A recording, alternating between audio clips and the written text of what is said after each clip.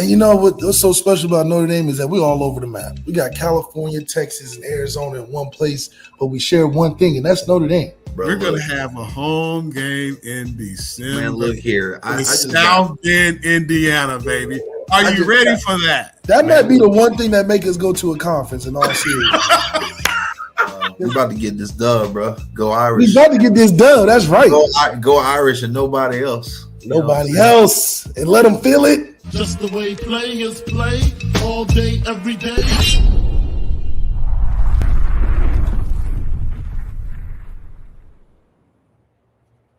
What's good, everyone? Lucky Lefty Podcast. Happy Wednesday to everyone. We are brought to you by ONORA Whiskey, ONORAWhiskey.com. It is that premium American whiskey, ONORAWhiskey.com. And if you drink, by all means, make sure you do so responsibly. It's only up from here. Let's get busy.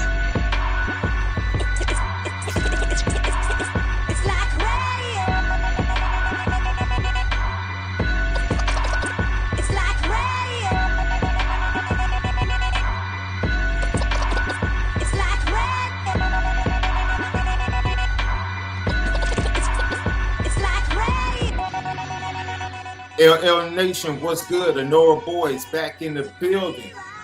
Audio edibles each and every day. Spotify, Apple Podcasts, TikTok, X, Instagram at Lucky Lefty Pod. Don't forget to subscribe on YouTube. Hit that thumbs up for us. It helps with the views. Leave your comments, questions. We respond to all.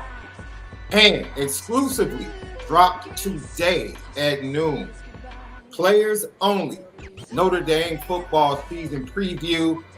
The podcast for all seasons, all games moving forward.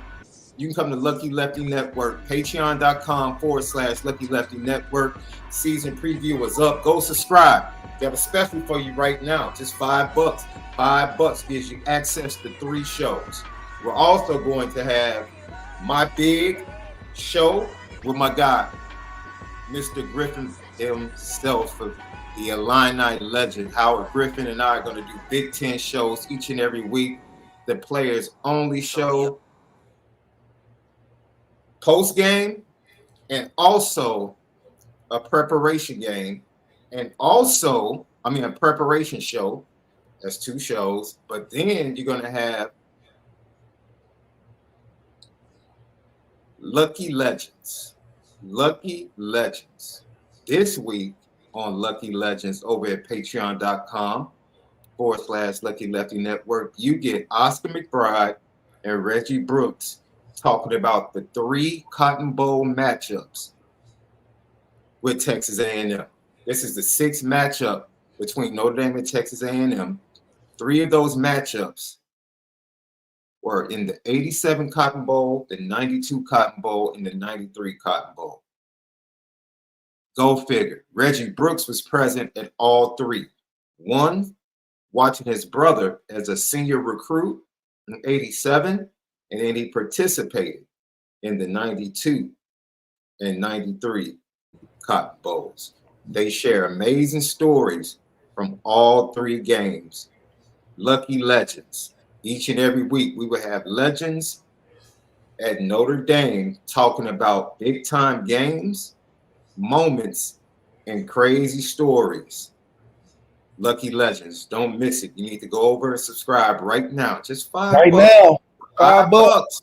$5. And I was told Cam McDaniel is going to be with us next week. He wants to apologize himself. It wasn't my job to tell everybody what was going on or what took place with him. I'll let him talk about that, but he'll share with everyone next week why chemistry has been pushed back a little bit. We look forward to chemistry being launched sometime during the season as well over on Patreon/Lucky Lefty Network. You're about to get a ton of content. I'm trying to talk KG. Three's Company's going to be over there as always. But I'm trying to talk KG into having our first outside players only. Trying to build to the players only network. We're trying to have a players only North Carolina State Wolfpack post game show as well on our network. Yo. So I'm working with KG on solidifying that. He said he had to talk to a couple of former players and get it locked in before we fully announce it as official. So you need to go sign up right now. Pull a Dabo. The stock is real low right now. Real low. And low. Get yourself locked in. Lucky Lefty Podcast, home of the misguided passion. And you already know, we spin it different. You better get on it because it's before you hit that premium. Yeah. That network. Yeah. You gonna be saying y'all like HBO Max and Stars. Y'all going crazy. So, yo, that Lucky Legends with them talking about the 87, 92, and 93 Cotton Bowls. That's fantastic 17 minutes. Tons of stories in the midst of that 17 minutes. And you're going to get stories like that from Oscar McBride, Reggie Brooks, Corey Minor, Derek Curry, CJ Procyse, Jerron Jones. Did I say Shane Walton, Corey Minor? I'm forgetting some names left, but we have so many guys that have already locked in.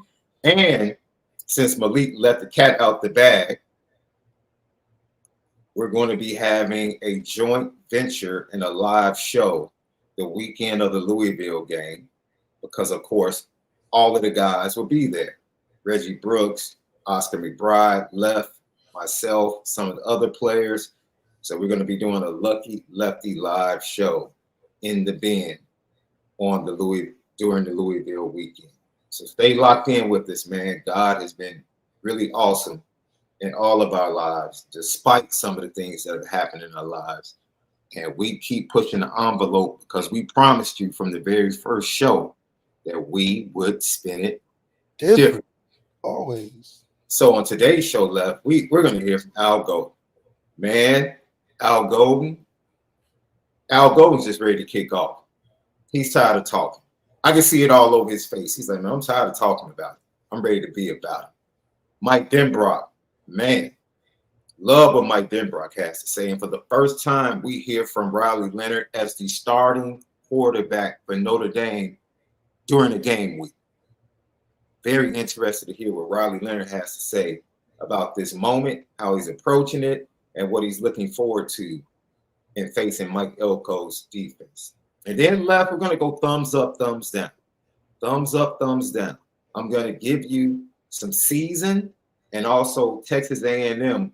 You can say props, but I want you to tell me thumbs up or thumbs down to whether or not you think this is going to happen either in the Texas A&M game or during the course of the season. And of course, we want you guys to play along in the chat as well when we get the thumbs up, thumbs down. And then Left, we're going to talk about the most exciting players to watch. Most exciting players to watch. Left is going to give us his 3 most exciting players to watch this year for Notre Dame. And I can't wait to hear what he has to say. The 3 most exciting players to watch on the roster this year. So, Left, how was your day, bro? It was good, man. Getting closer to game day. Excited for Notre Dame to just really take that next step. I mean, it's getting closer and closer. The fans are excited. I'm excited. So we're going to see how it gets going. Of course, if you have your GTB questions or your super chats, go ahead and throw them in right now. We get to them immediately when we recognize them. Make sure you put GTB and then your comment or your question, or just go ahead and send us the super chat or the super sticker. We greatly appreciate you as we get ready to get started. 6:30 p.m. Central Time, College Station. That will be the epicenter of college football as Marcus Freeman leads his Notre Dame Fighting Irish into Cal Field to face off against Mike Elko and his Texas A&M Aggies. As I said previously, the 6th meeting between these teams. Notre Dame leads the series 3-2. The last loss was in 2001. Before that, they won 2 consecutive in the Cotton Bowl.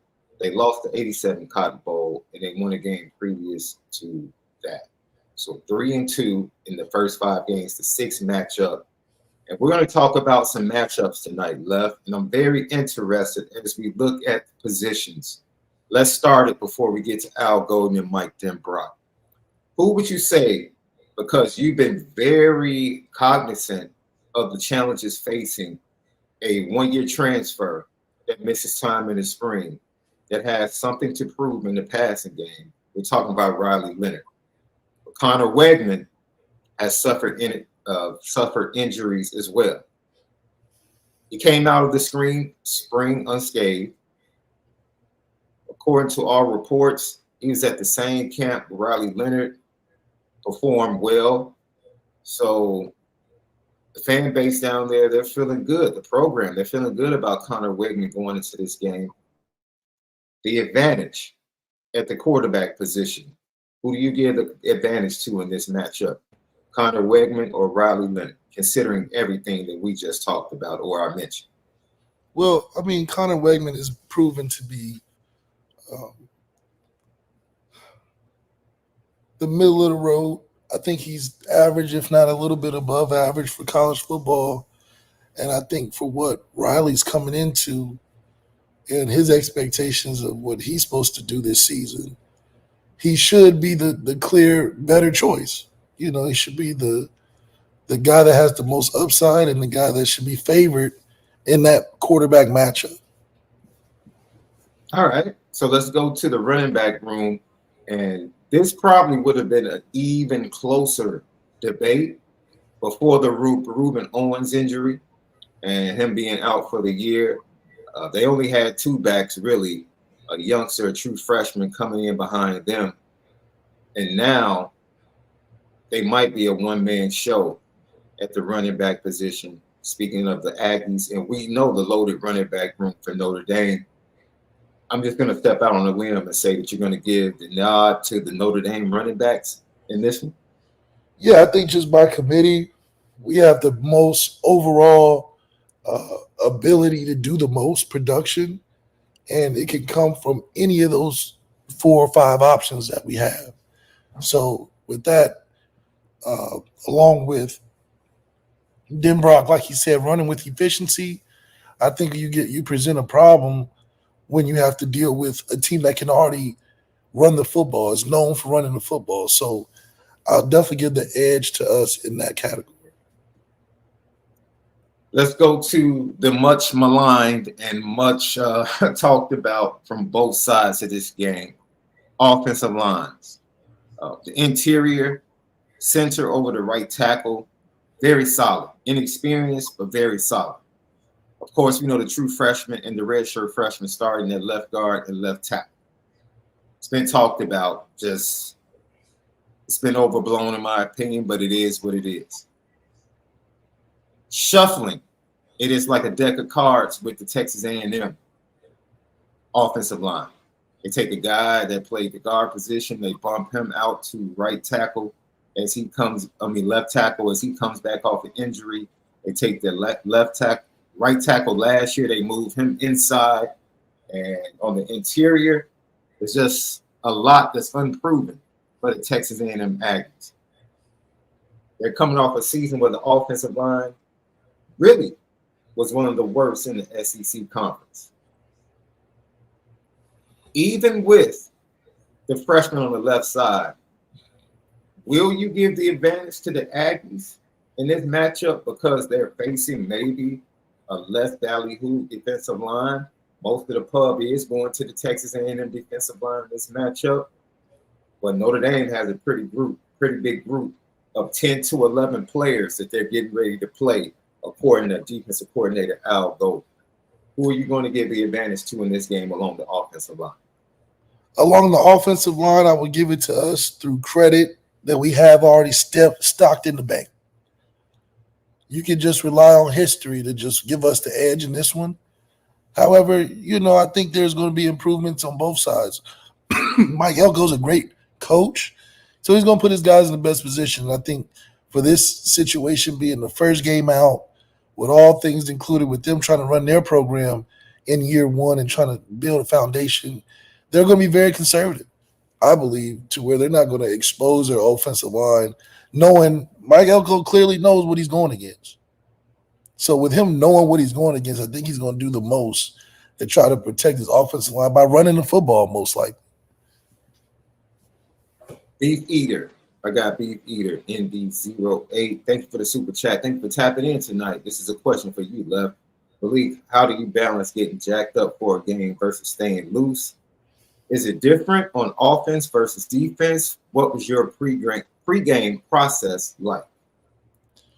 Oh, it mainly it's all about preparation.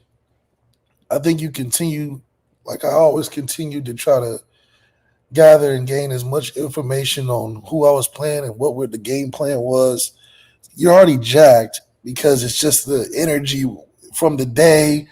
We are usually playing at 3:30 or at night, so you're seeing games on TV before you. It's just you're already jacked. So now you're going to the fact of I need to do my job, not to embarrass myself on TV.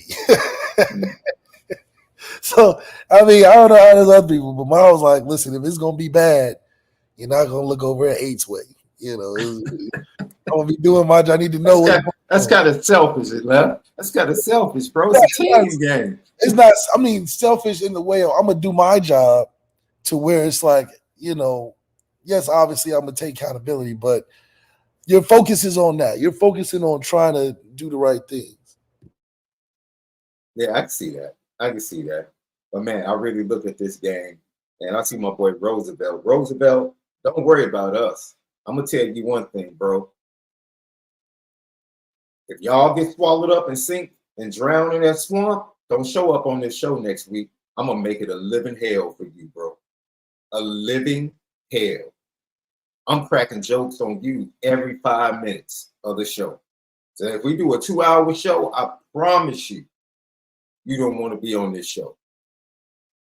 It's going to be an all-out disaster for you. You hop in this chat after Miami blows another game. Because you know Mario Cristobal is known to blow games. He literally gave 3 away as a coach last year. He's horrible. X's and O's wise, time management wise. You have an awful coach, bro. You have a sub 500 coach. Just admit it. Sub 500. He's awful. He's really bad. So don't worry about us against the Aggies. Worry about you in that marsh down there in the swamp. Worry about that. Worry about that. How about that? Try to get over 500 with your head coach. Try. Instead of worrying about us so much. I've never seen anybody so worried about Notre Dame. That's right. When they trash themselves. Trash. Y'all got all the postseason hype, off-season hype, and the highest you could get is 19. Just think about that. Just think about that. You're not even the real Hulk. You're like that blended Hulk from Endgame. Even with all the all-season hype, that's about as big as Miami can get. That's about as big as they can get. That's about as big as they can get, for sure. You know what's dope with Miami? Guys, if you haven't seen this, there's a fantastic series called Mafia Spies. Left, you have to watch this. It's like 6 episodes. It's called Mafia Spies. And it's on Paramount. It's absolutely, oh man, how they use the mafia, the CIA actually used the mafia to spy, to help them assassinate Fidel Castro. Wow. From official government documents that have been released over the last 10 years. Oh, it's a fabulous docuseries, bro. Absolutely amazing. Do you know where the headquarters for this was? Where was that? On the campus of the University of Miami. On the campus? Oh, yeah. Yeah. It's a true story. Yeah. They rented out buildings to the CIA on the campus of the University of Miami back in the 60s to help them plot to assassinate Fidel Castro. It's a great docuseries. I just thought I'd throw that little tidbit of history about the University of Miami out there. They always trying to rent out something to get some exposure. That's right. Yeah. Yeah. Lucky They don't want to get their own stadium. No. Let's go to the wide receivers. Now, this is really a tale of 2 different rooms built different. Got Baby Moose Muhammad and the big receivers of Texas A&M, all of those guys are like 6'3", 6'4", 6'6", 200 pounds. Not super explosive, but man, you talk about 50-50 balls and slot fades and catching the ball over the middle, they can do that.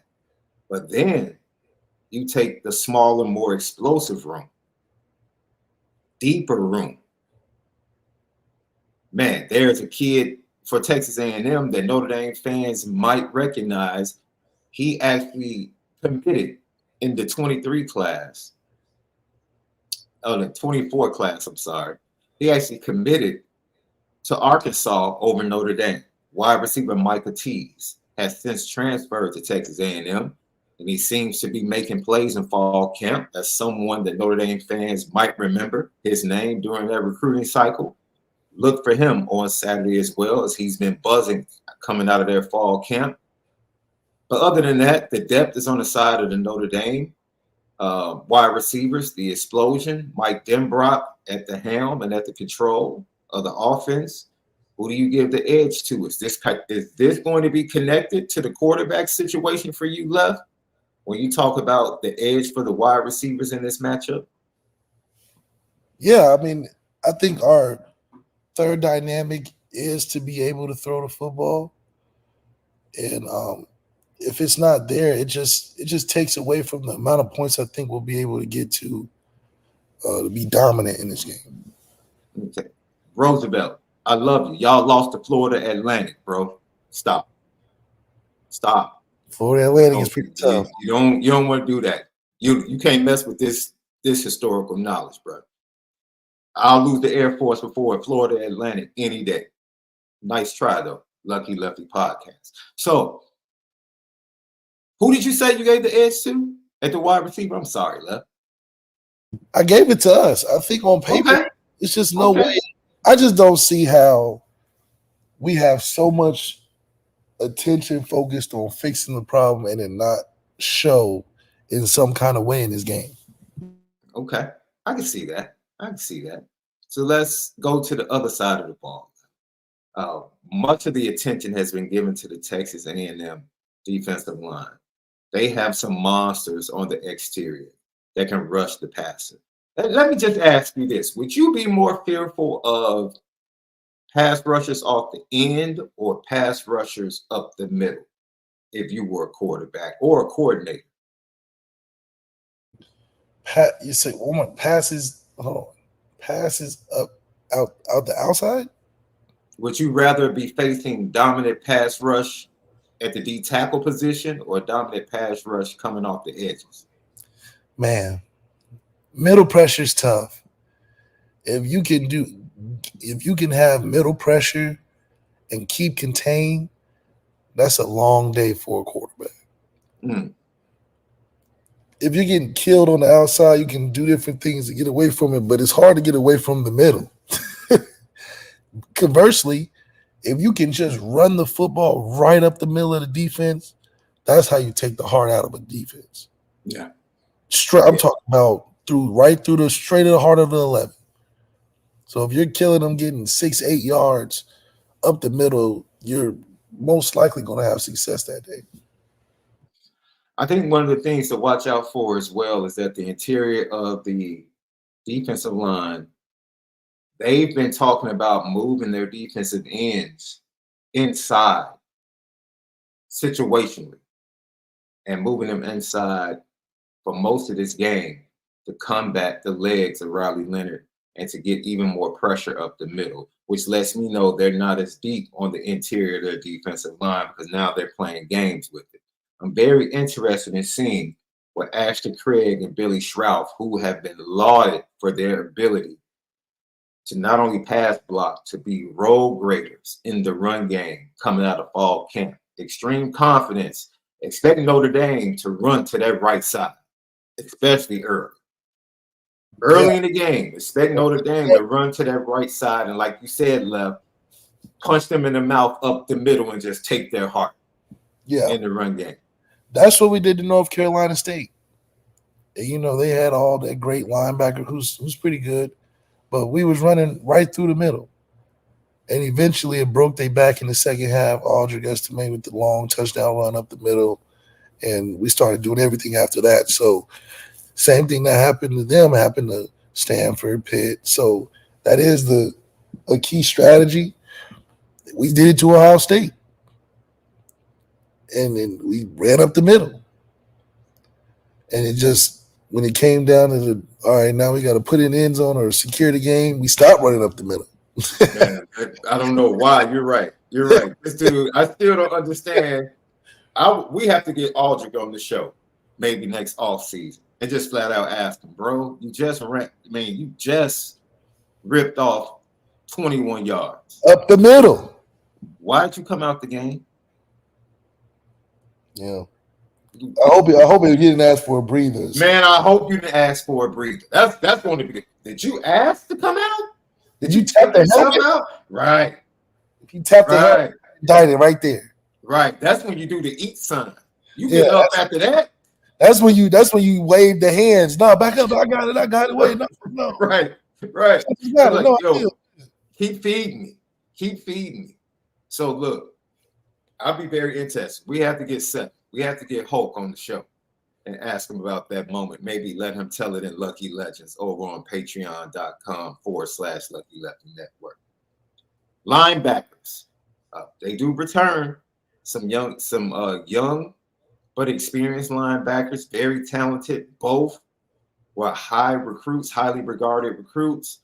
Notre Dame has 5 to 6 highly regarded recruits that are going to be unleashed. They're both going to be behind really good defensive lines going into this game with the opportunity to make plays. So who has the advantage in the linebacker position? I'm going to go push right here because I read the 2 linebackers for Texas A&M were productive last year. Even the freshman that got playing time last year behind Cooper, he was very productive. But who are you going to go with right here, Left? I'm biased. Maybe this is a bad topic for me. He's just flipping all the side. Just check Notre Dame, check Notre Dame, check Notre Dame. I guess we'll say Texas A&M, but I mean, I think our depth is what stands out in all these conversations. Facts. That's true. Because yes, you may have 1 or 2 guys that are more experienced and better, but we have waves of guys. And when you have waves of guys that are talented, especially when you talk about our front 7, where we can just rotate, try this, try that, experiment this, experiment that with 10, 11 guys, I mean, that's a unit. You don't even think of individuals at that point. You just like, man, they just got a lot of dudes. They wear you down. Yeah. So that's where my bias, I think, comes in at, because that's the difference maker. I think when you look at it, I would probably either go push or give a slight edge to Texas A&M just because of the returning production. Right. Notre Dame lost a lot at that position. Very talented. Drafted guys. Yeah, absolutely. Definitely drafted guys that are making their own name in the NFL. But at this point, I'm going to go ahead and take the production that I've seen over the talent that we know exists, but we have yet to see it produce on the field. So I'm going to give a slight edge to the Aggies at the linebacker position. Defensive backfield, you can go ahead and say it, Left. It's really, we're talking about the worst passing defense in the SEC that was supplemented by transfers. Wow. Supplemented by transfers, and they have an athlete in Bussy that might be playing both ways to help out a slim wide receiver room and a very slim defensive backfield. I'm pretty sure you're going to take Demo and the Notre Dame back in this matchup. Well, you just got to give the benefit of the doubt to the current holding title of Defensive Player of the Year in Xavier Watts. I think that's weighted a good amount when you're thinking about this. But also, you got guys like a Don Schuler who is looking to make a pop on the scene. And obviously you have Bemo, who first round, a lot of attention garnered, but opposite of him, a guy we expect to have the same type of status in a year or two and Christian Gray who's solidified. So there's so many different, like I said, waves of people we can and combinations that we can put in that backfield, led by obviously who I think is one of the top defensive back coaches and secondary coaches in Mike Mickens. It's hard to find a better combination of all those things. Yeah, so it should be an interesting matchup. All of the matchups we're planning to Notre Dame for left this week.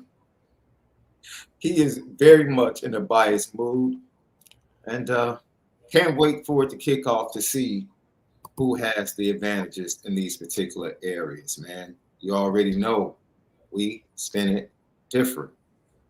Left, let's move on to I want to check. Did we have another super chat? We did. I'm sorry, Left. We had another super chat for you.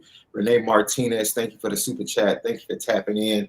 Shaun and Malik, thanks for your input always. Malik, it's always awesome to hear a former player's view and to know you're still loved. Showing you love, Left. Yeah, that's real, man. You know, I always stay tapped in with the program, but also, I mean, it's just a great community to try to advance its media politics. You know, I think, like you said, there's enough meat on the bone, but to make it engage in the more markets and in the niche that we have, it's just a good opportunity, man. So it's always a pleasure to be a part of this. And Renee, once again, showing love. Love you guys, Shaun. Love you too, Renee. Appreciate you. Absolutely. So let's hear from Al Golden, Left. As I told you, he met with the media yesterday, and Al Golden is so, I don't want to say he's irritated, but he's itching to get to the booth and put the headset on, Left. I'm getting the vibe that he is more anxious to get to Saturday probably than his players, Left. He is like, yo, let me unleash these dogs. Like he has them on a chain and he can't wait to let them go.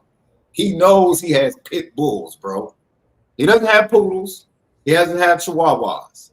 He has some pit bulls on all three levels. And he is rearing and ready to let them go. And Al Golden, he talked to the media and he talked about, man, Colin Klein as an OC. What is he seeing? What does he expect? And how is he going to match up with Colin Klein, the OC for the Aggies? Respect for Colin, he's done an unbelievable job wherever he's been, and just love the scheme, challenging scheme, a lot of different variations to it, a lot of formationing, a lot of shifts, a lot of motions, and a lot of different personnel groups. So it's a challenge. They got the quarterback that it can run through. So we're going to have to be on our game, no doubt. And then kind of along those lines, Coach Elko mentioned he had to watch 8-9 teams to kind of get a scouting report on Notre Dame's offense. What's the challenge of watching, preparing for transfers, but also what Klein did at Kansas State? Yeah, so you're trying to put it all together. What did the guys, personnel-wise, that are returning to A&M do really well? What did the transfers do well? And then see how you make a guess on how you think they would be used in this system. Again, first games, it's always better to control your variables because you don't know what the other variables are. So control yours, and we have to execute, play really well, play with great effort and intensity, and just do our job. Don't make it bigger than it is. Left, before you respond, it's very interesting. Colin Klein, and they recruited to this, right? Maybe they had to recruit to this because it was Kansas State. His quarterback is now the starting quarterback at Ohio State.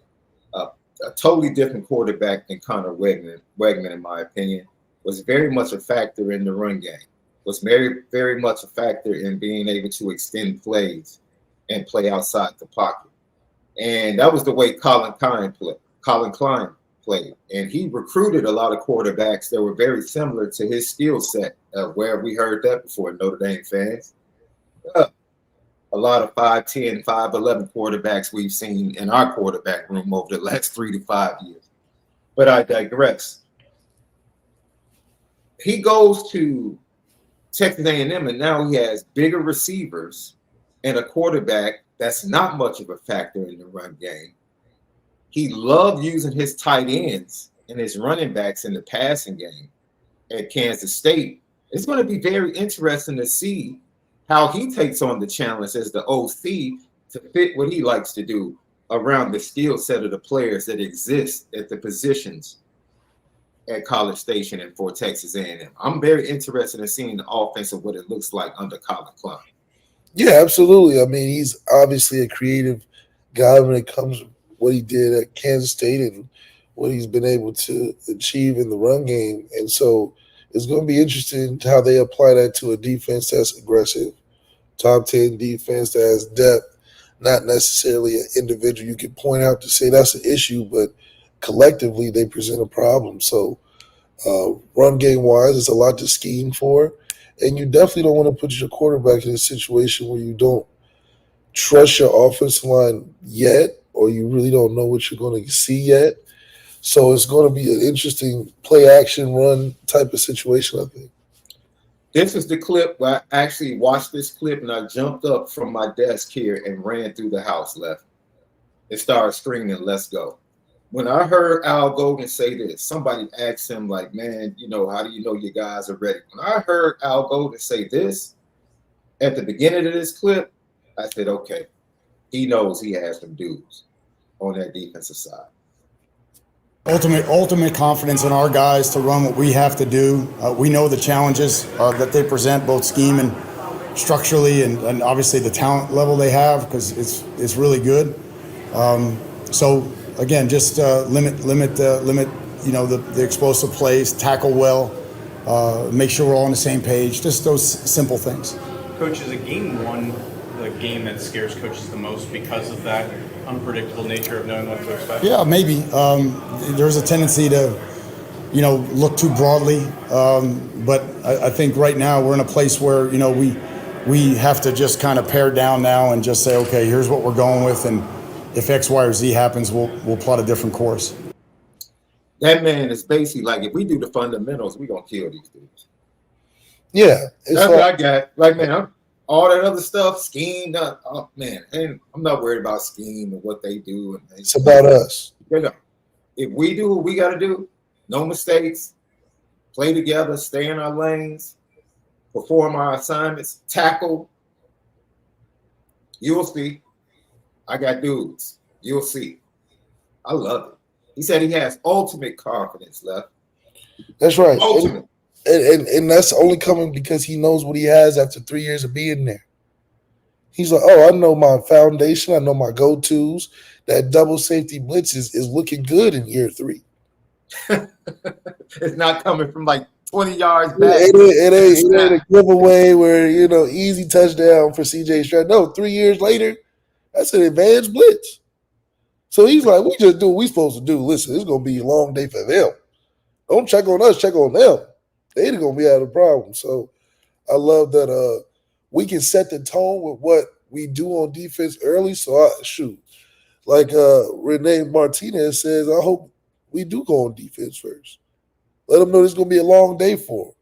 And then offense can rally behind that and find some momentum to score. Yeah, excuse me, man. I moved my camera. I know it looked crazy.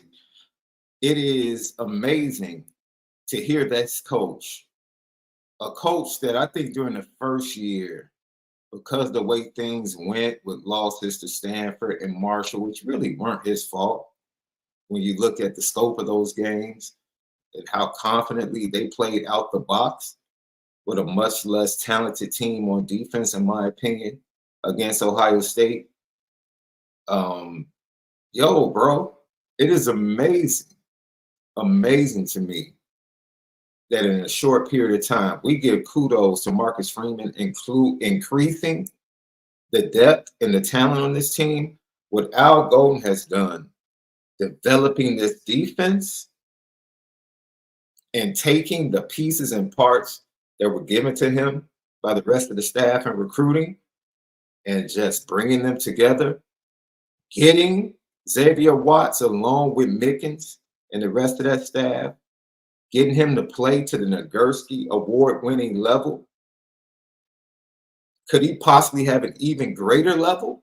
I remember when Kyle Hamilton came back, you know, He had to come back because it was his junior year. His sophomore year was so good. We were like, can he actually play better in his senior year? And right out the chute against Florida State, he has 2 of the best interceptions probably in his entire career. Like, could we be seeing a performance like that forthcoming from Xavier Watts against Texas A&M, where you're like, dude, he's coming off the Nagurski, but what he just did against Texas A&M, it's like, yo, this is crazy. Like, he's solidifying that he's a first rounder out the gate, similar to what Kyle Hamilton did against Florida State that year. So I'm like you, Left. I'm feeling Al Golden's vibe.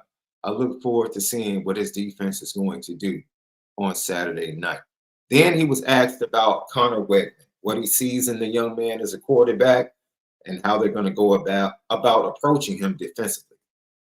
I watched all his reps from last year. I mean, he threw the ball. He stepped up really well in the pocket. He threw some seam balls at Miami, threw the fade, the inside fade to number 3, down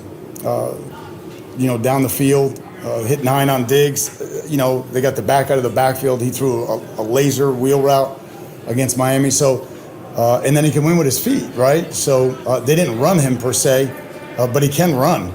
And we're anticipating him running more. Yeah, running for his life. I definitely anticipate him running for his life, Coach. That's what I anticipate. I anticipate the young man running for his life. Yeah, he's going to have a tough time. He's going to have a tough time. I think just because he don't know where it's going to come from. I think he might be a little. They might get tricky. Colin Klein, because it's part of his system, he might get a little tricky with the quarterback run in a certain position. He's going to do. I'm telling you, Colin Klein is prepared to go unbalanced in ways to try to, get some leverage in blocking for the run game, do some RPO stuff off of that, and with the aggressive defense that we have in the secondary being good at playing man, it allows us to be extra aggressive and make some plays on the run game.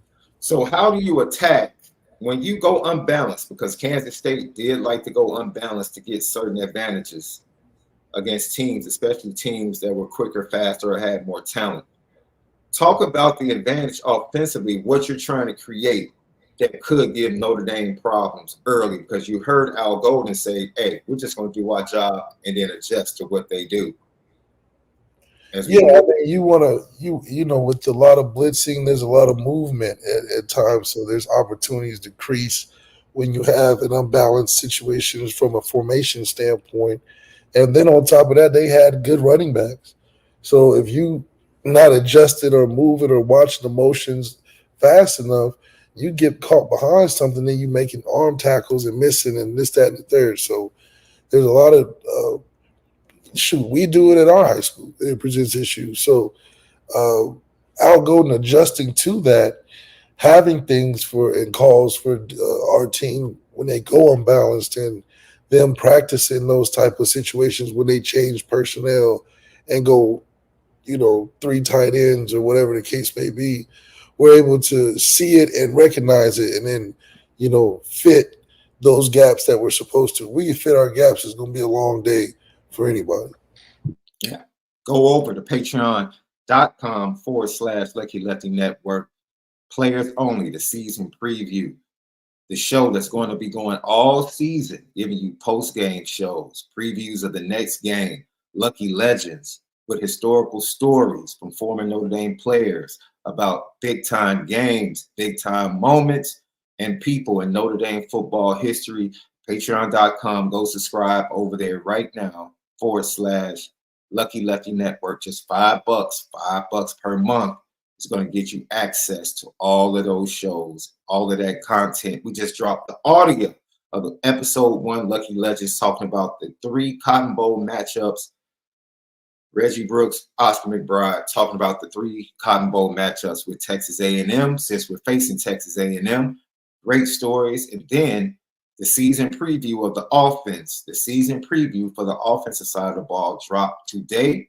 The defense drops tonight. Immediately after we're done, the defense will drop over there, and then the video of both of those shows will drop tomorrow. We got you covered right here, man. You already know. We spin it different. Players only. Where the players play. That's how they do it. Left, by the way, you did an incredible job hosting that show yesterday. Incredible job. Had to tell you. You were in your bag yesterday. You made it light, conversational, and it turned out to be a wonderful product. You want to go over to patreon.com/Lucky Lefty Network. Thank you for everybody that subscribed today. We see the subscriptions and our new TikTok page at Lucky Lefty Pod. Go check that out as well. Let's see. Who do we have here? I think that's all for Al Golden. So we might as well go to Mike Denbrock. And as Mike Denbrock met with the media, he had some interesting things to talk about. The first person he talked about, though, was his starting running back. How excited he is to use him. One, Jeremiah Love. Jeremiah's been great from day one. The off-season work that he put in to add muscle and put himself in a position where he could be an every down back. The work he's done out here tirelessly on the practice field to improve his game and his knowledge of the game. And then when we put him in spots to make plays, he makes them. So couldn't not be more excited about what he's going to do in the framework of this offense as we move forward. J Love, being who we knew he would be. If you watch this young man's film starting his sophomore year in St. Louis, he was absolutely amazing. He did everything. Man, catching out the backfield, screen game, running routes in the slot, making plays, breaking big runs from the backfield. Special teams, kick return, punt return. He did it all. He did it all. And he's the type of young man and this type of matchup where you say, man, we just have to find a way to get him the ball.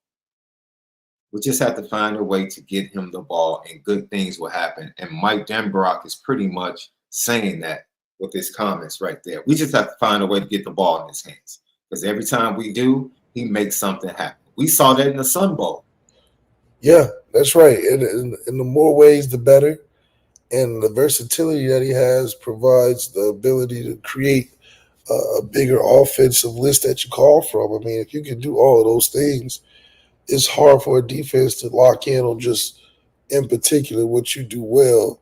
And that versatility applies to the whole team. He's just electric. It's his time. I think this is the window where he really, Denbrock sees the potential in that. And if he's the core and we go off of what he does, now you're talking about some big plays and some success because defenses are going to be real confused. Man, I just love, and I really would like to save him. I'm happy that they have Jaden Harrison, and I think it's going to be JP. I think Jadarian Price and Jaden Harrison will be the first two back on kickoff, and Jeremiah Love will be that that guy to give someone a rest on one of the next kickoffs or one of the next two kickoffs. But that's your guy. He is the Marshall Faulk of this offense, schematically. Left, would you agree? Someone that is going to be a headache for defensive coordinators as you move throughout this season because you're going to have to figure out where he is. And depending upon where he is, it doesn't necessarily mean that it's a run or a pass because they can do anything as long as he's in the game. That's right. And that's that benefit of Mike Denbrock spreading the offense out and still being able to run. Now you're running from 5-man boxes because they have to respect your Chris Mitchells and your Jaden Greathouse split wide, split outside the hashes. Mm-hmm. Now you're creating problems. And I think that's why Denbrock mentioned earlier, it was like he's comfortable existing in a 10 personnel, a spread, run, efficient type of offense, which I think makes it easier for a guy like Riley Leonard to be able to operate in space when he's creating plays with his legs in the pass game. Left, just a bit of research. Have you ever heard of Will Campbell, left tackle for the LSU Tigers? Okay, a little bit, baby. Guess his freshman year, guess who his offensive coordinator was? Who? Mike Denbrock. Mm. Coming out of fall camp as a true freshman, guess who anointed him as the starting left tackle as a true freshman? Mike Denbrock. Guess who is in mock drafts right now as being a first-round left tackle? The guy that Mike Denbrock identified as a starting left tackle was a true freshman at LSU. And Mike Denbrock finds himself in the same position at Notre Dame. He's not scared. And he talked about the similarities between Will Campbell and developing him as a true freshman starting left tackle, and now Anthony Knapp. Always going to be a little bit of a learning curve, right? And it's not going to be necessarily smooth sailing, but if you've got the right mentality about yourself, which Will does, which our young freshman tackle does as well, that you're going to learn, you're going to grow, you're going to continue to grind and work on the things that you need to get better at, then it always works out in a positive way, as it did for Will Campbell. Well, there you have it. He's been through this before. Left, does that make you feel any better? Notre Dame fans, he just did this. He just did this. Hey, true freshman starting left tackle, and now the kid is possibly a first-round draft pick coming up this spring. Mike Denbrock's been through it. He's done it. He knows how to do it. He might know what he's doing, anointing Anthony Knapp as the starting left tackle as a true freshman. Yeah, and it's just more and more evidence, more and more information, and more clues that gives you the excitement that, okay, we got something.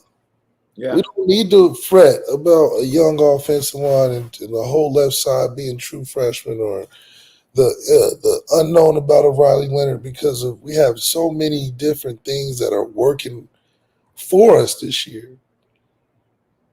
You got Denbrock, all the expectations, accolades, being there before, buying into the identity of the offense, knowing the actual issues, experience. He's an in-house hire, but a guy that left to get a little bit more experience, some different things, saw some different pastures, and came back home. So Notre Dame has a funny way of you still connected in Notre Dame when we're hiring, unlike Colin Klein, who's coming in as a stranger. So under the way Notre Dame does things is, we may not get the 5 stars, but we'll get all the legacy players. Yeah. We may not want to pay this hot new offensive coordinator. We'll just get an offensive coordinator that was somewhere else that used to be at Notre Dame. It's still the same thing. They always find a way to find caveats. So maybe it's the caveat year, the way Jack Schwarber set the schedule up, his belief in Marcus Freeman, and what Marcus Freeman has been allowed to take advantage of. And this is the year to do it, man. It's the year to do it. Coach Denbrock, why are you so confident in your freshmen on the left side? They're warriors. They're battlers. They're guys who football's really, really important to them, and they will get better and grow. And every time they take a snap, a live snap in particular, in a game situation, they're going to get better at what they do. I love how they're communicating together. I like their knowledge of the scheme that we're running and how to adjust it, and the communication that they've had with each other. All those things help lead to success. The communication part, because you talked about this, you witnessed it, Left, you played behind it. The communication between McGlinchey and Nelson for years. To hear that type of communication taking place between a redshirt freshman at guard and a true freshman at left tackle, when you would think their head would be swimming right now, just trying to make sure they're in the right kick step technique and everything else, but they have the communication down in the offensive system that's newly installed. Does that make you even feel better about what Mike Denbrock is saying in his confidence, saying that they're battlers, they're warriors? He's saying all the right things to say, yo, these guys are ready to go in a hostile environment on Saturday. I mean, all of that sounds good. and I believe it. But I still think that it'll show when we're in that actual situation, because that's the only way you really know is when the bullets start flying. Who's going to be able to be in the Matrix Reloaded and dodge the bullets with cool, calm, and collected, and still keep your shades on. So we'll find out. However, I do believe that we have enough of the right stuff, man. We have enough of the right stuff to make it happen. And so I really believe this is a chance for Marcus Freeman to grow as a head coach, because all the other parts of the ship are taken care of. And we got a couple of super chats to get to. I got Jay Lamont. Thanks for tapping in. Talk about our O-line. We've been doing it since the first 5 minutes of the show. So, and we're going to keep talking about it because Riley Leonard has some comments about the O-line and what he's loving about it coming out of fall camp, coming up in a few minutes. Thank you for the super chat, Jay Lamont. Another super chat, William Chesney. Thank you, my brother. Thank you for tapping in. Malik, everyone talks about Cal Field at night. What are the pros of going on the road in big games early in the season? Are you more focused, us versus the world mentality? How long to settle into those environments? Did you play on the road when you went to Florida at Cal Field, Left? No, we didn't play Texas. We played Texas A&M at home, but it is interesting that effect what they have. I think the mentality is just do your job.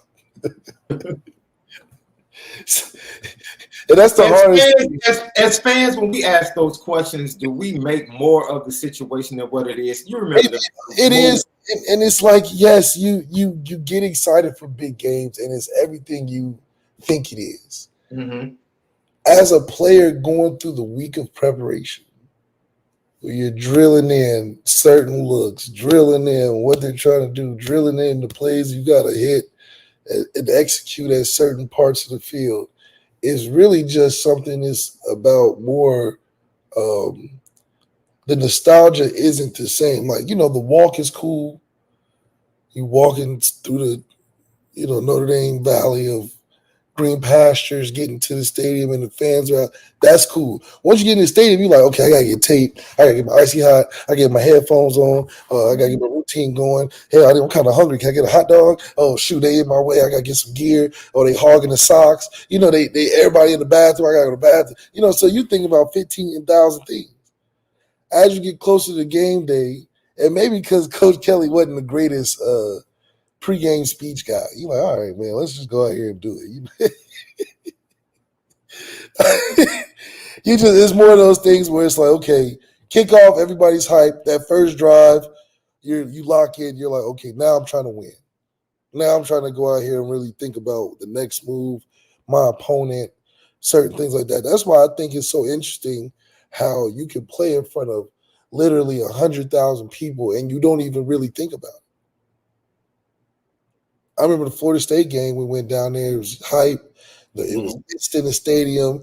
It was beautiful women back there distracting us, and it was loud. It was crazy.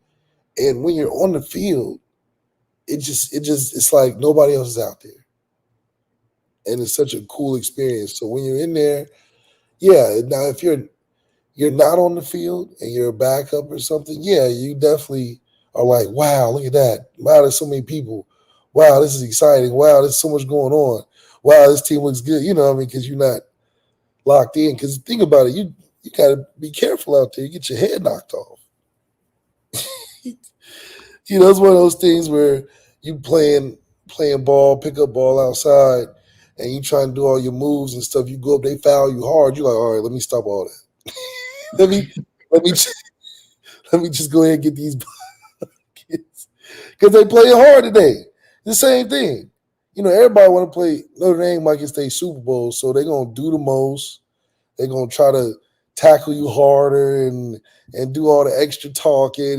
They just Notre Dame. I don't know. Maybe it's just that aesthetic to other people, but we know you got to lock in because you get your block knocked off. It's one of those things that, if you're in the neighborhood and you get beat up, it's worse because they go home And they'd be like, yeah, I beat him up. And they tell their friends about it, and then they create these stories, how you just a punk, you know. So you can't let nobody just beat you up. So when you're in that conflict, you got to think, okay, this is bigger than just right now. Because if I let them go home and say they did this to me, then the next person going to do it, then it's going to be a frenzy.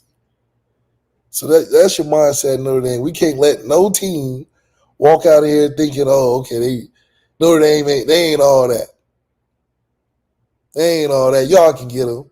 And that's what I think the perception has been in these big games anyway, is that they're like, oh, Notre Dame's just going to show up, but they're going to make it a good show. They ain't going to get it done. You know why I give credence? Because I know our guy said, Irish, man, we love you, bro. Makes a very interesting point. He's like, yo, I love what I'm hearing, but I still need to see it. I need to see it. Yeah. And this is why I give more credence to, if this was Jared Parker saying it, I would probably feel the exact same way that Sid Irish is conveying in the chat. You have a successful, experienced game caller that has just done the same thing and been successful with it at LSU and starting a true freshman at left tackle and having him protect his year one transfer quarterback. He just did this. He literally just had the same situation. He had a true freshman protecting Jaden Daniels' backside. And it worked out for him. And he has coached this is the kicker. The man has literally coached every position on the offensive side of the ball. So while people say, yo, Joe Root, are we sure? Hey. No, Joe Rudolph's the truth, man. I'm telling you. No, this is my point, Left. Are we sure that the decision was all Joe Root? Because he's coached the offensive line, Left. Mike Denbrock knows what he's looking at. He's not an offensive coordinator that has to have a ton of dependability on what the offensive line coach is saying. He can see it and knows it for himself because he's coached it. He's coached the tight ends. He's coached the wide receivers. He's coached the quarterbacks. He knows what he's seeing at every position. So for me, when he sits up here and says, my guys are battlers, my guys are warriors, it comes across a little bit more powerful to me because I know he's not dependent or as dependent. Remember what we heard from Jared Parker last year? We haven't heard anything collaborative out of Mike Denbrock's mouth this fall or spring. No, not at all. Have we? No, hell no. He is like my man on the boat and Captain Phillips. Look at me. Look at me. I'm the captain of this ship. And that's why I think he came back too, because he was always Three's company when he was calling it for Brian Kelly. Brian Kelly was always Three's company. So I think he's proven a little bit to himself, like, this is my show now. Now I'm gonna show y'all it was me. That was the reason why, not none of these other busters. And it's very interesting. We'll see how it goes. But I think that bears watching. The respect that he's shown to these youngsters and the fact that with a transfer quarterback in his first year coming into a new system, he entrusted a true freshman at LSU, and that true freshman is now projected to be a first-round starter and draft pick in the NFL. He's trying to do it for a second straight time at Notre Dame. If he's done it before, why can't he do it again? Who knows? Jay Lamont with another one. He says Georgia covers the third. Man, it's 13.5. It was just 10.5 a couple of weeks ago. Georgia covers the 13.5 against Clemson. What do you think about that one, Left? Thank you for the super chat, Jay Lamont. That's a lot of points. That's a lot of points. Because Clemson has some talent on the field now, bro. They have talent on the field. We'll see what happens. I mean, it's our predictions that they've been getting wrong. The Florida State prediction should have told you right then and there. Left. Anybody with common sense knew that when DJ Uiagalelei was the quarterback, that offense was not Not ESPN. Not all these guys out here. Come on, man. What are we talking about? He should just stop playing, send all NFL teams his first start at Notre Dame Stadium. And then just say, yeah, rest on that. Rest on that. This is me. This is my greatest potential. Yes. Yes. True freshman, first start on the road, Notre Dame, trying to fill in for Trevor Lawrence, and this is what I was able to do. This is what I was able to do. And after that, don't even worry about that. Right. Everything else is washed away. All my sins have been forgiven. It's just washed away. I mean, because what else can you do? I mean, Yeah. Yeah. Mike Denbrock, he ended up with this. Who has the advantage, Left? Who has the advantage? Him or Mike Elko? Right? Does Mike Elko have the advantage of knowing Riley Leonard? Or does Riley Leonard and Mike Denbrock have the advantage of knowing the defense of Mike Elko and what Jaden Bateman, the defensive coordinator, is going to do? Let's give a listen to what he had to say. I think, in Mike's opinion, Coach Elko's opinion, that's probably true. In my opinion, he's got the advantage because he knows more. So I don't know who actually has the advantage. We got to line up and play, and hopefully at the end of the day, we're the ones who wind up with the advantage. Do you have to put different wrinkles because of that relationship, just knowing that their coach obviously and their staff knows him so well? Yeah, I mean, I think we're different already schematically from what they did last year at Duke. So I don't know if there's as much of that. I think it's more making sure that the scheme that we're emphasizing this week matches the Coach Elko's defense and the things that we have a good idea that they may try to feature in how to slow us down and stop us. That man just told us he has options, Left. Yeah. That's what he just told us. Oh, I got options. I got options. We just got to make sure we have use the right options this week. That's all. That's all. That's all. You got to have the right options to attack this defense. That's right. That's right.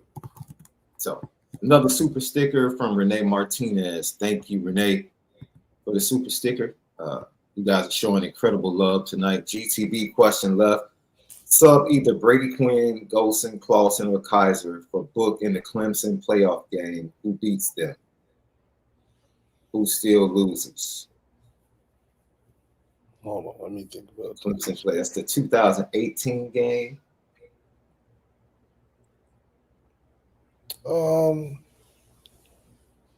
I think we all beat them. How about that?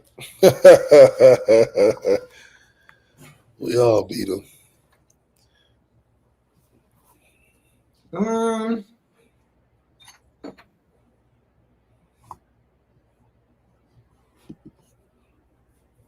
You really think about this? EG, I would say yes. Brady, I would say yes. SHAUN was known to make some silly mistakes. He was a little Jekyll and Hyde in big games at times. I would definitely trust if we're talking about Ed versus Florida State. If I get Ed versus Florida State in that game, oh, we eating them alive. Eating them alive. And Brady against USC, oh yeah. Yeah, we're winning that game. SHAUN, it depends on which SHAUN I get. Right? Because SHAUN looked great against Texas moments. And then other moments, I'm talking about when you guys went on the road in 2016. We saw you against Texas. Yeah, I mean, it just doesn't make sense. Like, how do you the next year do that? So we saw you in against Texas, come back pretty much against the same team, and all of a sudden, how am I not playing the most? I don't know. It still bugs you to this day. I can tell that. I don't know. It just doesn't make sense. Hey man, any more super chats, GTB questions? Hit us up with them. We'll get to them immediately. Well, Left, those are the coordinators. Anything stick out to you before we go to Riley Leonard? I think I think we just got the perfect matchup for the first game to really have a competitive effort out there, and hopefully we go out there and make it count. Make it count.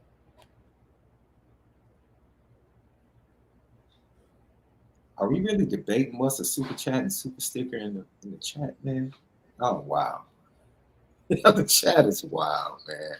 You gotta love it. Renee, what is the answer?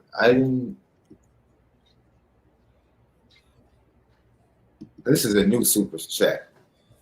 Everyone has an opinion, but you're actually played for the greatest program in the land. How is it going into someone else's Super Bowl? Well, it's not a Super Bowl for them, according to Mike Elko. It's not because it's Notre Dame. It's because it's a ranked game. It's a ranked game. Yeah. It's not because it's Notre Dame, according to Mike Elko. Game, because they're playing the number 17 in the nation. That's why it's a big game. Okay. Do you get used to that, Left? Just everybody getting up for you every week? I mean, yeah, in a sense, because I got to see the difference when I was at Florida, where there'll be games where it's like going through the motions, and then the rival games be a little more intense. But at Notre Dame, it was just like, man, some of these guys are having the games of their lives. Like, what the fuck?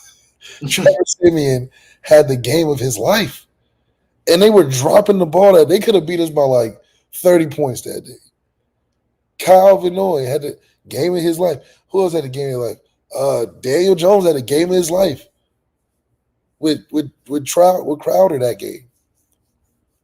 I mean, come on, we give it up for guys a lot more than we should. Whoever that quarterback was for Marshall gave him the game of his life. We gave Aiden O'Connell, Purdue, the confidence to start Aiden O'Connell for the rest of the year, and then got him drafted. Plummer came in the first year with Cal and had a good game. And then transferred to Louisville and has a good game again. Yeah. I'm like, come on, man. Yeah, you're right. We let Reggie Bonifant at Louisville quarterback. Ooh, I remember that was 16, right? And do it to us in the worst way. He played quarterback that game. Like that game he decided to win. So it's like, what are we doing? And who was the other quarterback of Virginia Tech that had a good game against you guys? Man, we used to give it up to anybody. Pause. Seriously. Wait a minute. GCD question. John Massey, thank you for the question. What other schools were you considering transferring to? Left. He made the biggest mistake of his life. He should have followed his heart. But go ahead, Left. You can let them know. It was Florida, Wisconsin, or Auburn at that time. Yep. So you should have gone to Wisconsin for that. Oh man, I know it would have been great. I would have beat out little Graham Mertz at that time. Yeah, you would have blended very well to State Street up there, bro. I promise you. I loved it. I was going to go to Wisconsin coming out of high school, so it was one of those like, dang, do I do it again? But and then the Golden Domers came a calling, huh? Yep. Yeah, that was a simple decision, the best decision of your life. Yeah. All right, for the first time, we're about to hear from the starting quarterback, RL, and not Ralph Lauren, Riley Leonard, starting quarterback for your Fighting Irish. We'll be right back. Lucky Lefty Podcast. We spin it different.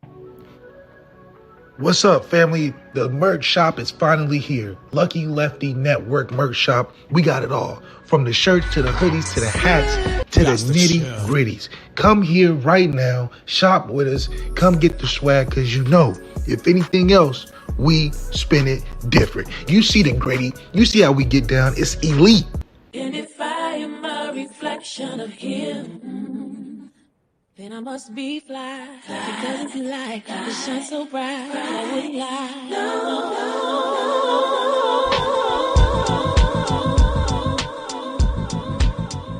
Lucky Lefty Podcast, the Nora Boy is back in the building.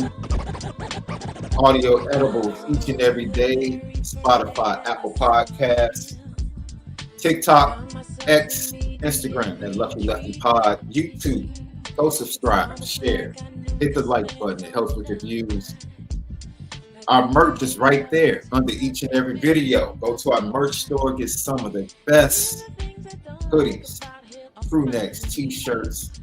Our new screen popper line is out with our cover athlete, none other than the original Lucky himself, Lucky Lefty himself, MALIK ZAIRE. Lock in with us. We thank you for your support. Once again, GTV questions, super chats, get them in. We get to them immediately. ONORA boys, tap in. Players only, exclusively. Patreon.com/Lucky Lefty Network. The season preview dropped today. The season preview with MALIK ZAIRE, Oscar McBride, Reggie Brooks, and Jerron Jones dropped today over at Patreon. Just $5 a month. $5 a month is going to give you access to their post-game shows, other shows, the Lucky Legend show with all of the players. Not just them. We have guys like Corey Minor, Shane Walton, CJ Procyse, Cam McDaniel. Everybody's tapped in to give you some of the background stories in the locker room, outside the locker room, before big-time games, during big-time games. So many stories. You will want to be locked into Lucky Legends, posting each and every week as well. And we got some other stuff in the stew. Got a nice oxtail stew going with some nice carrots, potatoes, good seasoning. We're stirring it up, cooking it up for you over at Lucky Lefty Network on Patreon. Once again, that is patreon.com/Lucky Lefty Network. All right. Let's hear from Riley Leonard. Game week, first time speaking to the media as the starting quarterback for Notre Dame. He talked about his offensive line. Left, check it out. It's the mecca of offensive linemen in college football.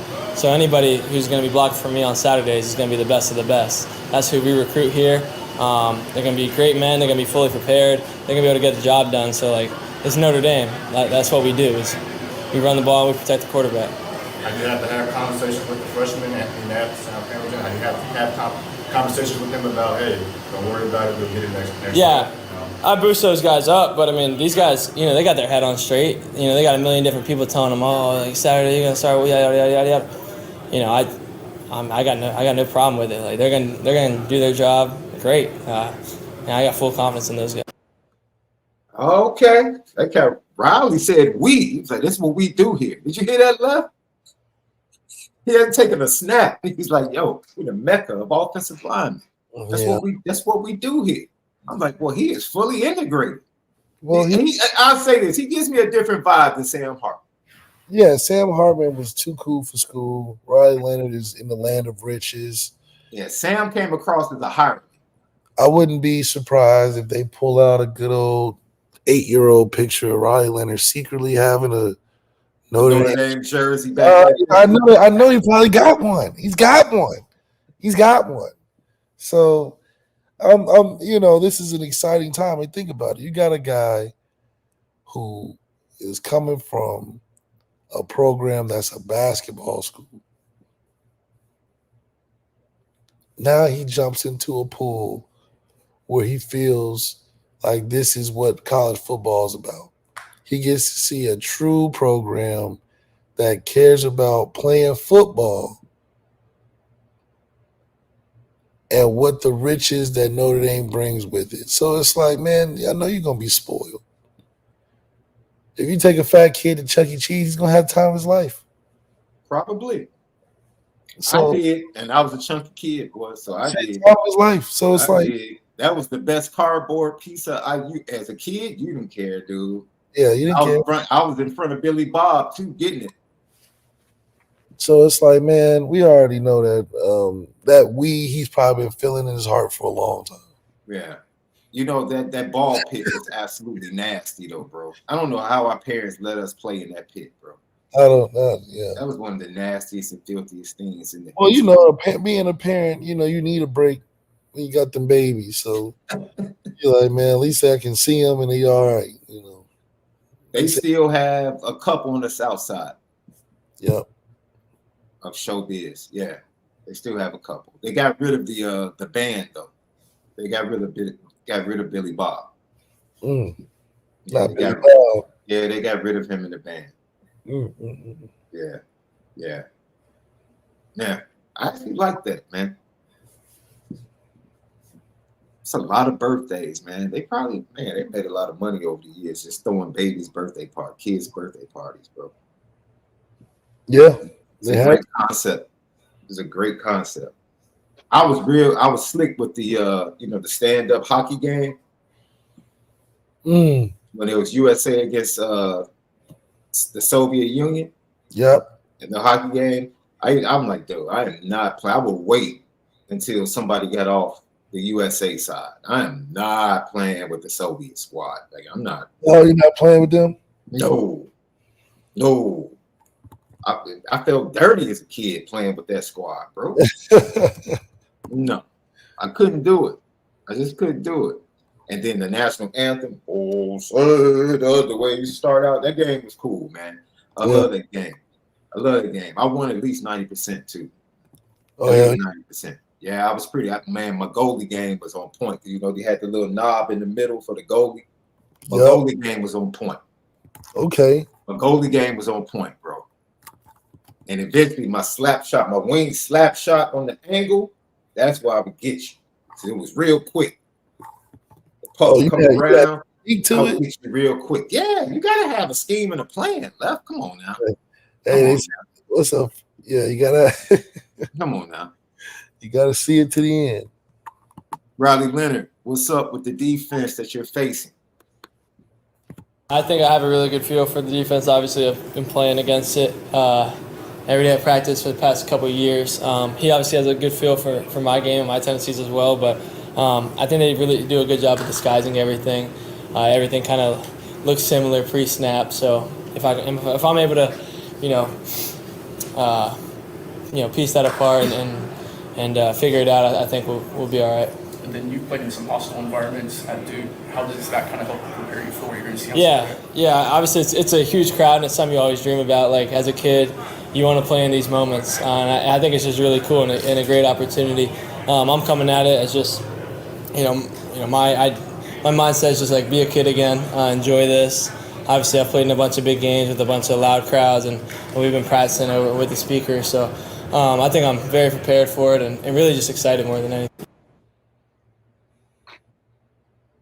I was about to call Cap, but I'm going to give him a benefit of the doubt because he said he's played in a bunch of big games. And I was like, where in the Sunday at the park? Like that dude? Yeah, a bunch of big games? Don't have me laughing. Hey, but from his perception, at Duke, 3 games a year, big games, that's probably a lot. Let's be honest. We're not in Kansas anymore, Riley Leonard. Come on, man.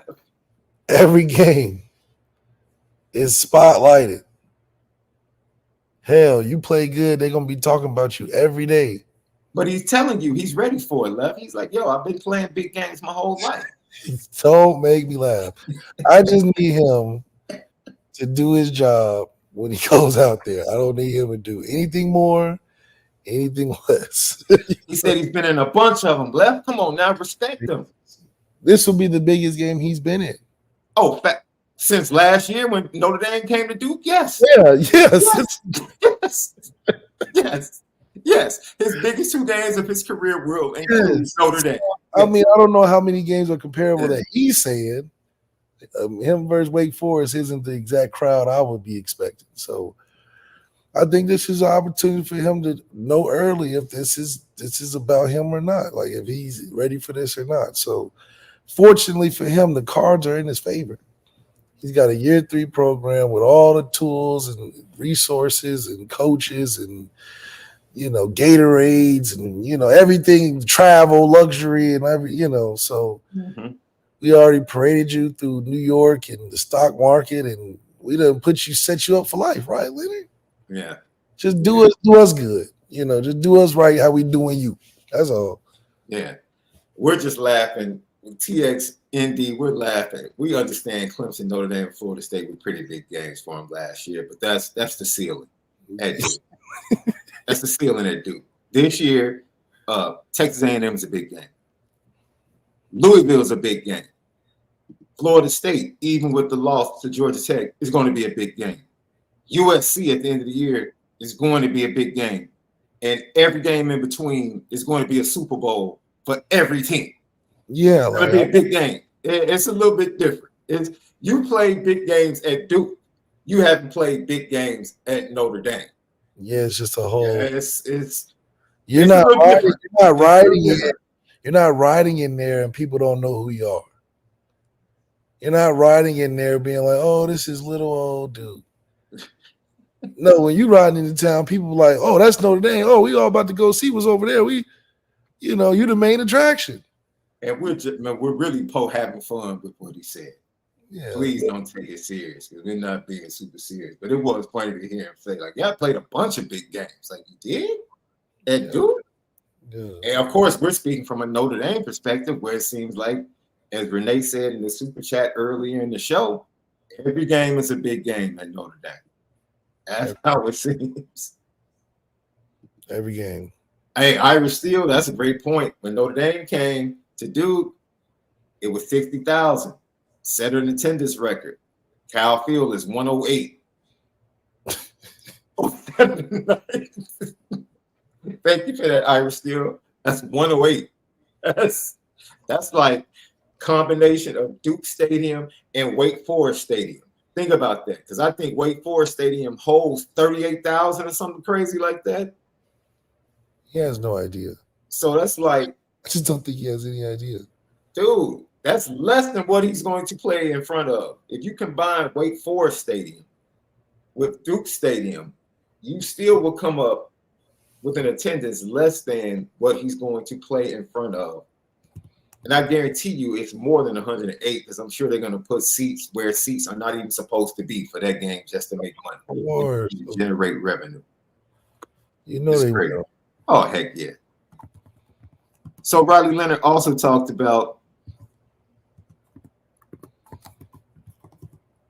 something very interesting. Take a listen, ladies and gents. This clip I thought was pretty sweet on his part. It's good, man. Obviously, it's weird. You know, a year ago, who would have thought we'd be in this situation? But we're both very competitive. I tell people that all the time, and you know, we like to talk a little trash too. So it'll be fun, and it's not just him. Like a lot of their coaching staff came from Duke, so to be able to play against all those guys, I'm sure they'll be scheming me up. So yeah, well, I'm excited. I know you answered this back on quarterback day when you guys talked earlier this month, but does it feel any different now? Like you said, you don't want it to be Elko versus Riley Leonard. Does it feel different now that you're just a couple of days away from the game? Has your mindset shifted at all? No, I think the closer I get to the game, the more I realize like it is us versus them. Like I just throw on A&M tape, I throw on, you know, I'm going against A&M at the end of the day. We're going against A&M at the end of the day. So yeah, I don't want to make it about us. Hopefully that's not the narrative. If it is, you know, obviously I get it. Makes sense, but yeah, I'm really just excited for our team to prove what we can do.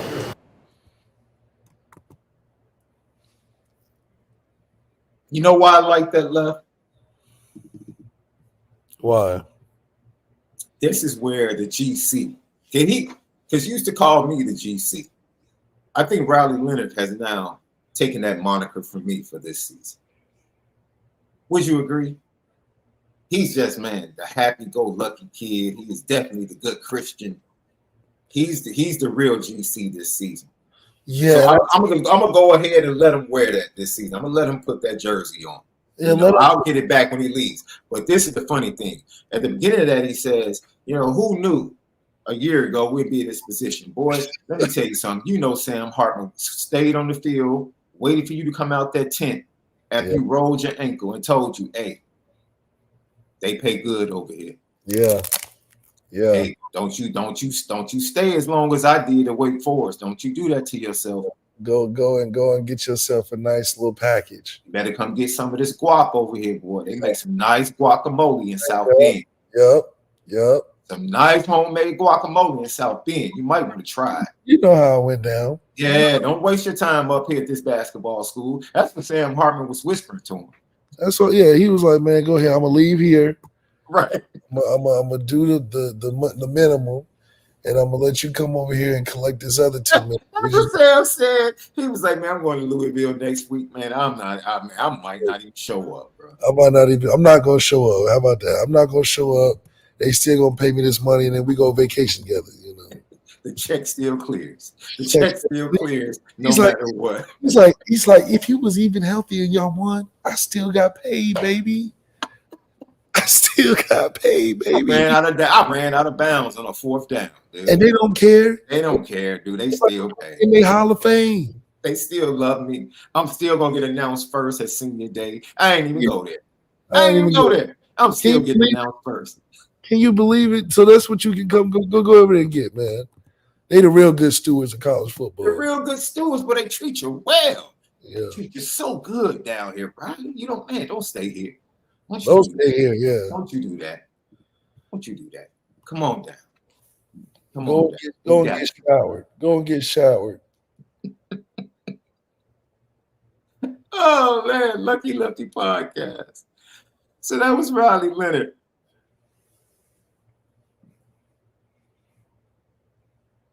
Let's go to another Riley. Riley Mills. This is what he had to say. To have that experience and kind of knowing it's going to be crazy, but at the end of the day, it's going to be a crazy environment. For me, I love situations like that where it's hostile and, people are screaming at you. Like, that just gets me going. So I'm excited for it. And I think, everybody here, as we get closer to game day, is just, we're ready to, kind of show we've been practicing all fall camp. Riley, I guess, what has it been like for you going against this younger, inexperienced offensive line after going against Blake Fisher and Joe Alt the last few years? Yeah, it's been great, seeing the young guys, especially, Knapp and Sam, and kind of showing them some things that, I've seen the older guys do and kind of get my perspective on it. But, also they come out with the right mindset each day. And, as long as they're coming out and they want to, they want to knock me back, I want to knock them back. So, they just give them their best effort. And, it's been great kind of getting looks from them and, seeing them kind of develop. Hey, man, now that's the dude that's played a lot of big games, ladies and gentlemen. That's right. Riley Mills. That's the dude that's played a lot of big games. He was playing big games as a true freshman, coming up with multiple sacks in those games. I'm just saying. That's someone that's played a bunch of big games. But once again, he's talking about how well the freshmen have been developing and giving them tips on, some of the things that veterans are going to try to do to them. He also brought up that he's had conversations with R.J. Oben about how the defense is coached under Mike Elko and things they're going to try to do with the twist and the twist and the stunts to kind of mess with the freshmen. And he's been sharing that information. So, they're getting these young men ready. I'm just ready to kick the ball off, Left, and let's get to it. I'm just ready to kick the ball off and get to it. Yeah, enough talking. So, I think at this point, it's just a matter of putting the rubber to the road and seeing who the best team is. And I think Notre Dame is going to put a product out there that's going to show that we'll be a dominant top 10 team this year.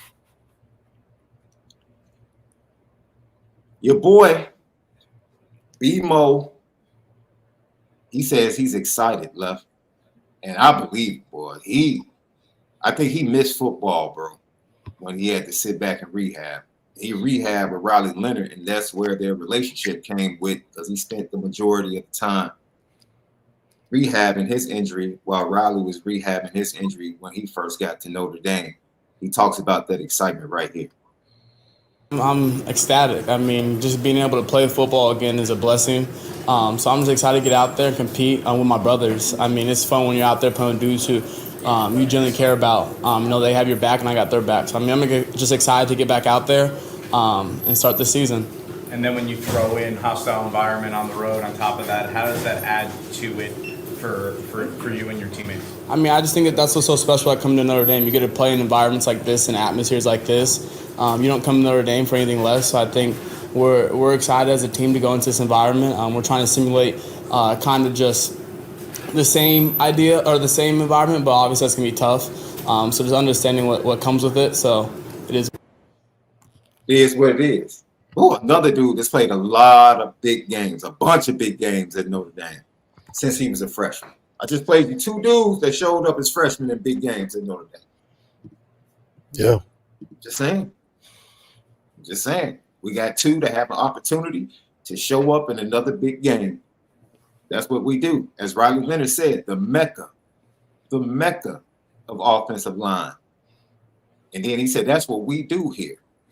He threw out, he used the we left. That's what we do here. Lord Jesus. I already know that made you feel a certain way. I already know that made you feel a certain way when he used we. I mean, that's what Notre Dame showered him with. They gave him the captainship. They blessed the man. So, at the end of the day, he's only doing what they're allowing him to do. Sam Hartman whispered that to him too. They're gonna give you the C. I'm talking about they're gonna give you the world, boy. Just go ahead and go over there. Don't play with him. Something that Benjamin Morrison and his father spoke to you about was how great he is at preparation, and that's what allowed him to come in immediately and make an impact as a freshman. The way he approaches the game off the field as well as on the field. He talked about his preparation and how that's the key to him being the player he is, Lefty. I think for me, this is my preparation. Me and my pops talk a lot about just our preparation and my separation. So that's my saying since even in high school. So for me, I think if I'm prepared, I'll be fine. And I over-prepare. So when you do get that feeling of the nerves and stuff, you understand that I'm prepared for this. I mean, you're prepared for this moment, and you can't allow the environment to change the way you're going to play. How excited are you? Man. Yep. Well, I hope you and Dad are prepared for what's to come. What, that walk across that stage next spring? That's just, hey man, start picking y'all suits out right now, bro. Basically. Pick suits out right now. If it was me, if it was my son, I'm a double-breasted dude. I love double-breasted old school suits, power suits. Maybe I don't think I would do the pinstripe. I think I would do a solid with a nice solid contrasting shirt, but that tie is on fleek. That tie and the hanky, it's gonna be top notch. Top notch, probably Gucci. Literally Gucci. Gucci has some great accessories. Ralph Lauren has some low-key great accessories as well. But I would probably do the double breast, solid, and let my accessories be the chain, the watch. I'll let those speak for it. I'll keep it basic with the suit, though. I think I'll keep it basic. Wouldn't go too crazy because I'll let my son go crazy. Okay, so you'll be playing in the background with Fly. Just clean, earth tone, killing it. Oh, yeah, earth tone, calm down. Yeah, looking like I'm here to negotiate with all brands. All brands. I'm power. Open for business. You open for business. I'm open for business. That's me. I let my son flash out, wild out, style out. Be on the front of GQ, all of the hip hop sites, all that stuff. You're not gonna be John Morant there with the Nike sweats. No. Not getting into it with Shannon Sharp. No, that's not my style. Okay, that's not my style. I'm the type of father, dude. I might be backstage in the VIP at the buffet at the games, bro. See, that's me. I'll be at the snack bar in the fourth quarter, bro. I'll watch it on TV. Okay. Yeah. I'm chill like that, bro. I would go right back, chill, and then after he's done and showered and talk to the media. They'd be like, Mr. Davis, your seat's right over here. You come back to your seat. Mr. Davis. That's right. I would try to sell my seat and just go VIP, bro. That's a nice little hustle every night. Yeah. I'll chill and watch the game on TV. I grew up watching games on TV anyway, so what's the big deal? Lucky Lefty Podcast. Benjamin Morrison, before we let you guys go, thank you for joining us. Jay Mickey, Christian Gray. Christian Gray gets the starting nod, but Benjamin Morrison said, said both are good enough to get the job done and seize the opportunity when they get it. He talked about his two guys in the defensive back room. Game speak for itself. Mickey is a very good corner. Christian Gray's a very good corner. I mean, those guys are just special talents, different players, but they still get the job done. And I'm got the utmost confidence in them on the other side that they're going to do their job. But I think our whole defense is exceptional. From the 1s to 2s to 3s, we all work together. It doesn't matter what your role is. I think the biggest thing is just like making the best of your opportunity. And that's the biggest thing. If each and every one of us do that, I think we're going to go far. Yep, lockdown defensive secondary.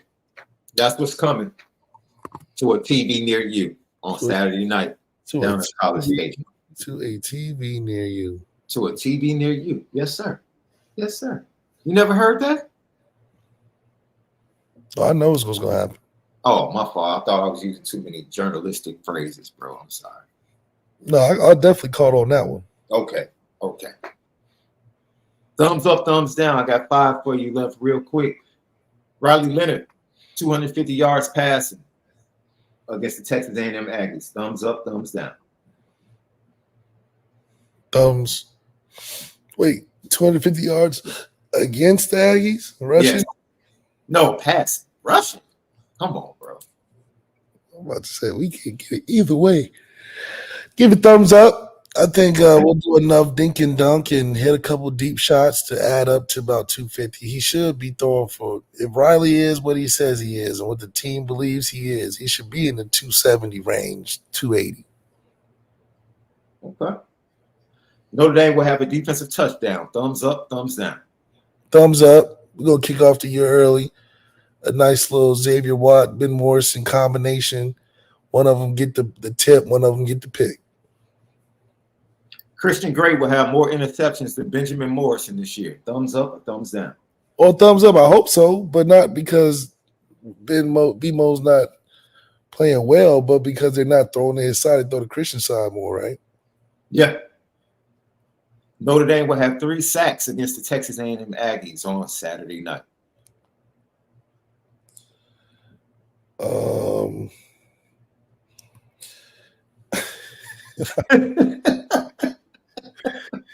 I think we'll fly around. I don't know.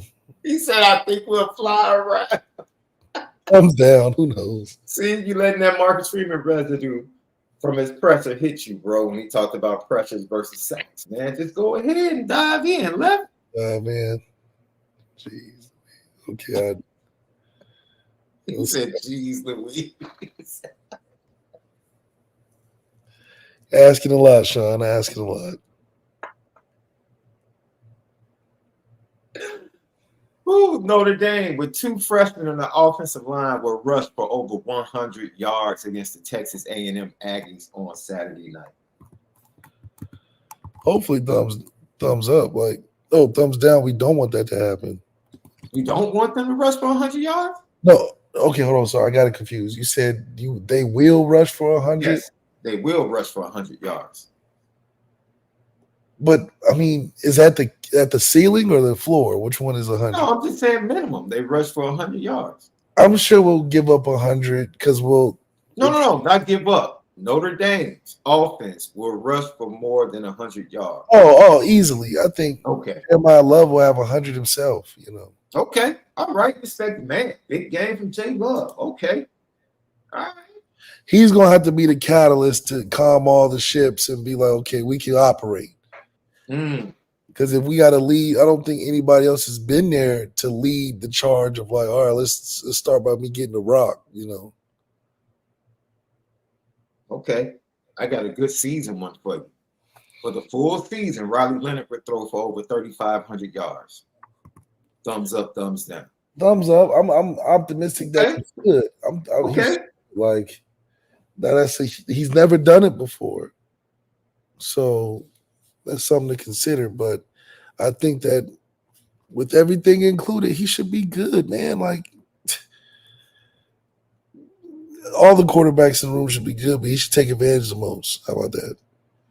All right, on the way out, left your 3 players you're most excited to see play this year. The 3 players you're most excited to see play this year. Aeneas Williams, Jalen.